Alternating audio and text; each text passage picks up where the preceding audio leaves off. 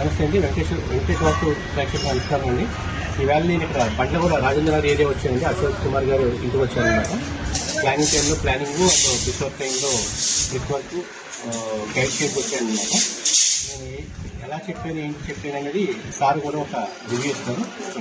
నమస్తే అండి, నా పేరు అశోక్. నేను రాజేంద్రనగర్లో ఉంటాను. ఈ సైట్ రాజేంద్రనగర్లో. వాస్తు అనేది ఎంత ఇంపార్టెంట్ మన డైలీ లైఫ్లో, మన ఇల్లు డైలీ ఉండే ఇంట్లో వాస్తు అనేది చాలా ఇంపార్టెంట్. మన డెవలప్మెంట్ అయినా, ఆరోగ్యం అయినా, ఏదైనా.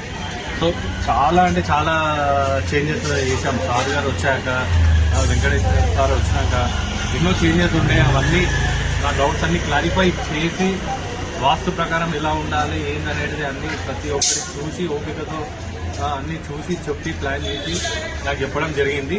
దాన్ని బట్టి నేను చేంజెస్ చేస్తున్నాను. చాలా సంతోషం అండి.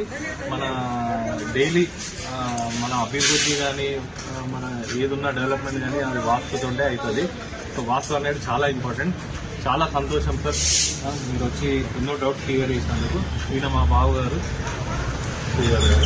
చాలా థ్యాంక్స్ సార్. చాలా థ్యాంక్స్.